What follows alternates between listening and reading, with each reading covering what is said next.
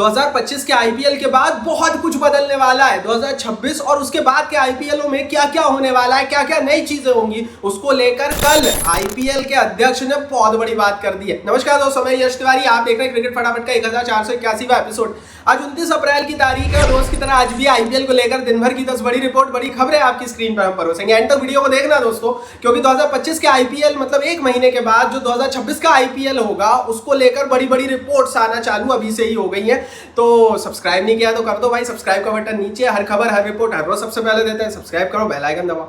चलिए दोस्तों, शुरुआत कर लेते हैं सबसे पहले आज दिन भर की बड़ी रिपोर्ट की। यार देखो, ये आज की रिपोर्ट नहीं है, कल की रिपोर्ट है, लेकिन आज भी इसके गुणगान और आने वाले 10 सालों तक भी इसके गुणगान होते रहेंगे। कल हमने वैभव सूर्यवंशी की एक ऐसी पारी देखी जिसने बता दिया कि हिंदुस्तान का जो क्रिकेट है ना वो बहुत अच्छे हाथों में। कल भैया वैभव ने धागा खोल दिया, मैं तो यही बोलूंगा। 101 रन बनाए 38 गेंदों में। आईपीएल इतिहास का दूसरा सबसे तेज शतक लगाया इस 14 साल के बच्चे ने। और दूसरी बड़ी चीज, एज ए इंडियन सबसे तेज ये शतक था। मतलब आईपीएल के पिछले 18 साल के इतिहास में यूसुफ पठान थे जिनके नाम पर सबसे तेज एज ए इंडियन शतक लगाने का रिकॉर्ड था, जो कि आज मतलब कल टूट गया। वैभव सूर्यवंशी ने इस रिकॉर्ड को तोड़ा। जब ये उतर रहे थे ना मैदान में, तो इन्होंने राहुल द्रविड़ से बोलकर आए थे कि आज मैं रन मारूंगा, लेकिन इस तरह से मारूंगा ये नहीं पता था, क्योंकि इन्होंने पटक पटक कर इंटरनेशनल लेवल के गेंदबाजों के धागे खोल दिए। इन्होंने पटक पटक कर भाई बता दिया कि अगर बल्लेबाज अपनी वाली पे आ जाए ना तो फिर ना पिच मायने करती है, ना सामने वाला गेंदबाज मायने करता है। गुजरात की गेंदबाजी कोई छोटी मोटी गेंदबाजी नहीं थी, कोई कमजोर गेंदबाजी नहीं थी। जिस पोजीशन पर पॉइंट टेबल में गुजरात थी और जिस पे राजस्थान थी, ये मैच तो गुजरात के हाथ में था और 200 रन का जो है रिकॉर्ड टारगेट लगा ही दिया था गुजरात ने। वैभव सूर्यवंशी के लिए लायक बनता है, क्योंकि ऐसी पारियां हमें भारत के भविष्य को एक सही हाथों में होना बताती है। क्योंकि हम लगातार ये बातें करते हैं भाई कि विराट कोहली और रोहित शर्मा के बाद क्या होगा, तो वैभव सूर्यवंशी फिर कल उतरते और बताते हैं कि विराट कोहली और रोहित शर्मा के बाद भारत का क्रिकेट सही हाथों में लायक बनता है। आगे बढ़ते हैं, दूसरी बड़ी रिपोर्ट की बात करते हैं। तो हर्षित राणा ने केकेआर की कंडीशंस पर बड़ी बात कही है। केकेआर बेशक अभी टूर्नामेंट से बाहर हुई नहीं है, अगर 16 पॉइंट पे क्वालिफिकेशन होता है तो फिर केकेआर के पास अभी भी चांस है। लेकिन भैया इन्होंने बड़ी चीज एडमिट कर दी। हर्षित राणा ने गौतम गंभीर को लेकर बड़ी बात एडमिट की। उन्होंने कहा कि केकेआर के कैंप में गौतम गंभीर का ऑरा था एक अलग, और गौतम गंभीर फैक्टर को केकेआर मिस कर रहा है। केकेआर बहुत ऑन एंड ऑफ क्रिकेट खेल रहा है, कुछ मैचों में बुरी तरीके से हारता है, कुछ मैचों में ठीक ठाक जीतता है। ऐसी स्थिति में केकेआर से इस साल वैसी उम्मीदें नहीं की जा रही है जैसी पिछले साल थी। और गौतम गंभीर भी अब क्योंकि भारतीय टीम के कोच बन गए हैं तो वो केकेआर के साथ नहीं रह सकते नियम अनुसार, दैट्स व्हाई इन्होंने अपने कोचिंग को भी बदला। ऐसी स्थिति में हर्षित राणा ने ये चीज एडमिट की है और हर्षित राणा के लिए और इस बात के लिए जरूर लायक बनता है, क्योंकि हमने पिछले साल भी ये बात की थी कि बेशक श्रेयस अय्यर ने कप्तानी अच्छी की है, लेकिन गौतम गंभीर का एक मेजर रोल है जो किसी टीम में दिखेगा जरूर, क्योंकि ये वैसे कोच है ही नहीं, वैसे मेंटोर है ही नहीं जो चुपचाप मुंह बंद कर बैठे रहे। ये भाई अपनी बात करना जानते हैं और ये अपनी बात रखते हैं और फिर उसको मनवाते भी हैं और उस हिसाब से फैसले सही या गलत मैदान पर भी होते हैं, और जो पिछले साल केकेआर के लिए अच्छे से वर्क भी किया था।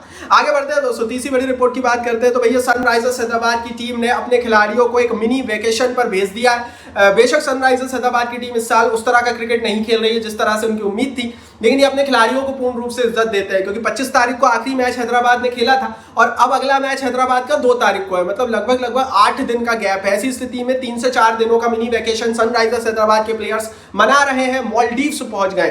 3 से 4 दिनों तक ये प्लेयर्स मालदीव्स में रहेंगे और उसके बाद ये वापस अपनी टीम को ज्वाइन करेंगे, जिसमें हैदराबाद के मोस्टली प्लेयर्स इस समय भारत में नहीं है और इनकी मालकिन खुद भी अपने खिलाड़ियों के साथ मालदीव्स गई है। आगे बढ़ते हैं, चौथी बड़ी रिपोर्ट की से बात करते हैं। तो आज टेबल की दृष्टि से काफी बड़ा मैच है, क्योंकि दिल्ली केकेआर एक दूसरे के आमने सामने शाम 7:30 बजे ये महामुकाबला होने वाला है। दिल्ली लास्ट मैच हारी है, दिल्ली के फिरोजशाह कोटला में ये मैच है और टेबल पर अगर दिल्ली को अपनी परिस्थितियों को वैसे ही तगड़ा सुदृढ़ रखना है तो इस मैच को तो जीतना पड़ेगा। केकेआर की लड़ाई भैया आईपीएल में जीवित रहने की लड़ाई है। अगर केकेआर आज का मैच हार गई तो किसी भी परिस्थिति में केकेआर अपने अगले सारे मैचेस जीत कर भी शायद 15 पॉइंट से ज्यादा नहीं कमा पाएगी। ऐसी स्थिति में केकेआर आज करो या मरो की लड़ाई लड़ेगी और दिल्ली आज टॉप 2 की लड़ाई लड़ेगी, क्योंकि टेबल पर जिस कंडीशन में दिल्ली है, टॉप 5 में रहना दिल्ली के लिए एक आसान काम ही होगा। माफ कीजिए, टॉप 4 में। आगे बढ़ते हैं, बात करते हैं दिन भर की 5वीं बड़ी रिपोर्ट की। तो ये खबर नवजोत सिंह सिद्धू के हवाले से निकल कर आ रही है। लगातार सोशल मीडिया पर ये खबरें चल रही थी कि नवजोत सिंह सिद्धू को अपने उल जुलूल रिमार्क्स के कारण जो है कमेंट्री से हटा दिया गया है। हालांकि उन्होंने वो कौन सा रिमार्क किया था, जिसके कारण क्या बोला था उन्होंने, जिसके कारण उनको हटा दिया गया, ये सोशल मीडिया पे कोई नहीं बता रहा। लेकिन अब नवजोत सिंह सिद्धू ने क्लियर कर दिया 3 तारीख को वापस कमेंट्री ज्वाइन करेंगे। वो छुट्टी पर गए हुए थे। भाई कमेंटेटर्स की भी छुट्टियां होती है, ऐसा नहीं है 2 महीने का आईपीएल है, गर्मियां चल रही है, सभी छुट्टियां मनाते हैं। तो नवजोत सिंह सिद्धू छुट्टी पर गए थे और वो 3 तारीख को वापसी करेंगे, ये चीज खुद नवजोत सिंह सिद्धू ने कही है। बहुत सारे लोग उनको मिस भी कर रहे हो कमेंट्री बॉक्स में, क्योंकि यार देखो वो सही बोलता हो गलत बोलता हो, भाई वो बंदा कुछ भी बोलता हो, कम से कम वो बोलता तो है। क्योंकि अगर हम पूरी कमेंट्री उठाकर देखें तो सेंसलेस बातें तो सभी कर रहे हैं, ऐसा नहीं है कि कोई दूसरा बंदा आकर सेंसफुल बातें करेगा वहां कमेंट्री बॉक्स में बैठकर।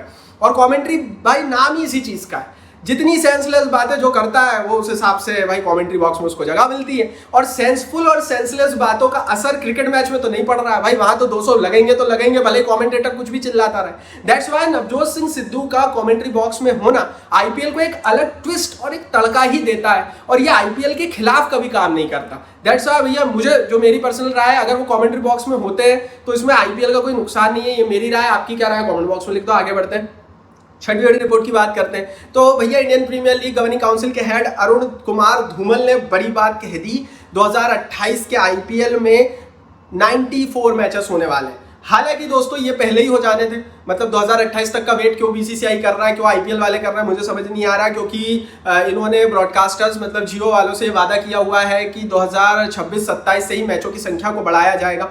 आईपीएल में जब 8 टीमें होती थी तो IPL double round robin format में खेला जाता था, जिसमें हर टीम सामने वाली टीम के साथ उसके होम मैदान और अपने खुद के होम मैदान पर एक एक मैच खेलती थी।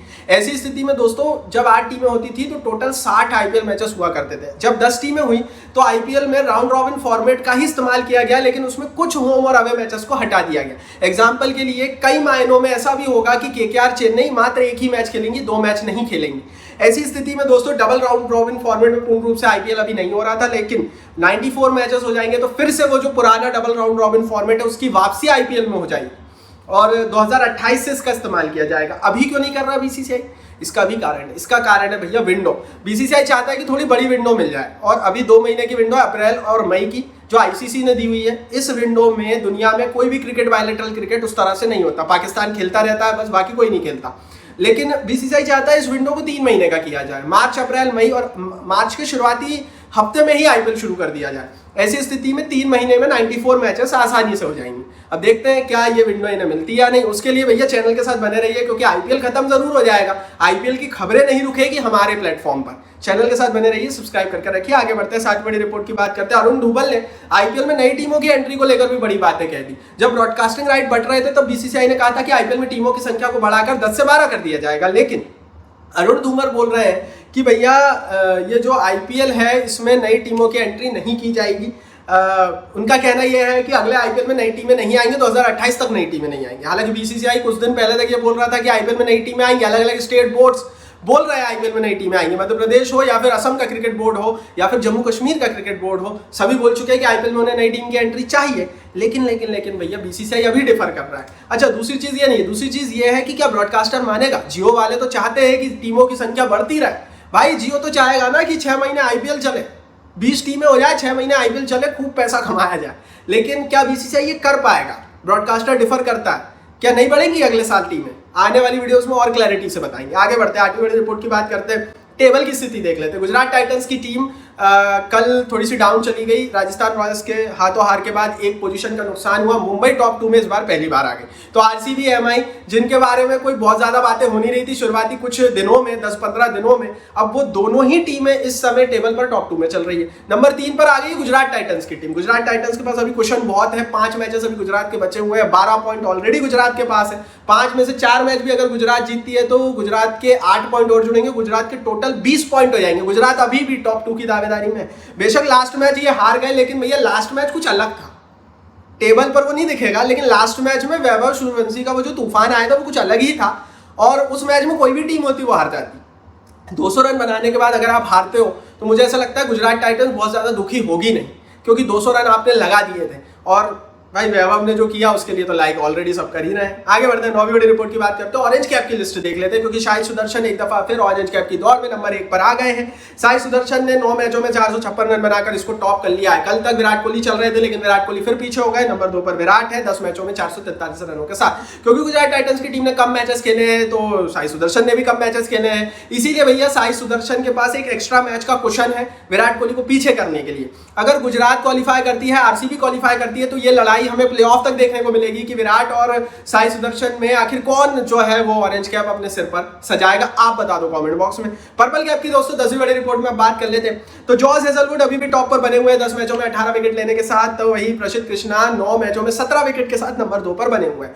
अब ये गेम लेवल होने लगा है। गुजरात और आरसीबी के गेंदबाज भी एक दूसरे से लड़ाई लड़ रहे हैं और गुजरात और आरसीबी के बल्लेबाज भी एक दूसरे से लड़ाई लड़ रहे हैं पर्पल और ऑरेंज कैप की दौड़ में। ऐसी स्थिति में लग तो ये रहा है कि आरसीबी और गुजरात ही ये दो टीमें होंगी जो कि टॉप 2 में रहेंगी और शायद मुंबई को आने वाले मैचों में नंबर 3 या नंबर 4 से संतुष्ट होना पड़ सकता है। ऑरेंज और पर्पल कैप का गणित बहुत कुछ क्लियर कर देता है और हमें बता देता है कि अगर कोई टीमें टॉप पर चल रही हैं आधे से ज्यादा मैचेस होने के बाद और उनके प्लेयर्स भी ऑरेंज और पर्पल कैप की दौड़ में आगे पीछे ही चल रहे हैं, मतलब वो टीमें ही टॉप 2 की सबसे बड़ी दावेदार बनती हैं। बेशक गुजरात आज नंबर 3 पर आ गई, लेकिन आने वाले दिनों में हम टेबल पर स्पेशली टॉप 4 में और हरकतें होते हुए देखेंगे।